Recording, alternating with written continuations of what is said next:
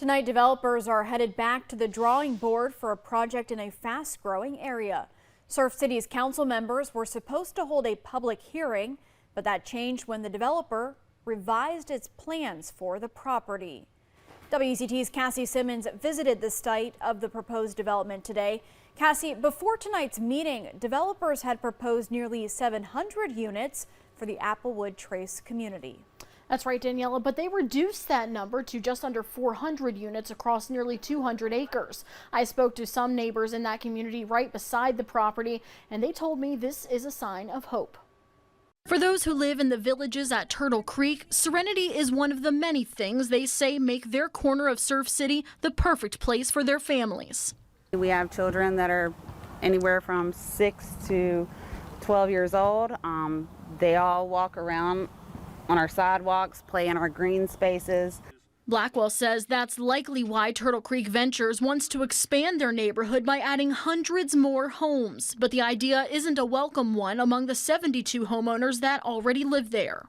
I think it would change the whole dynamic of what we've already established here at Turtle Creek.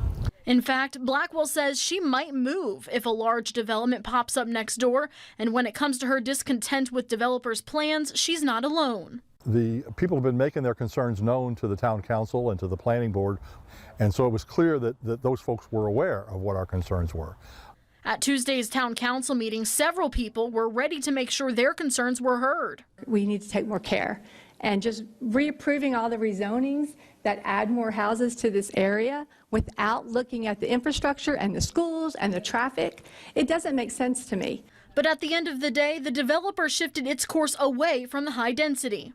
And so the applicant would agree on the record that the appeal is moot. There's no need to have a hearing on that appeal. In doing so, they removed a wastewater treatment plant. They were looking at a new entrance, reducing the density. So all of those things were a major concern, and they are now seeing that, hey, we have to listen. For these neighbors, they're feeling a bit of relief, but still waiting for what's to come.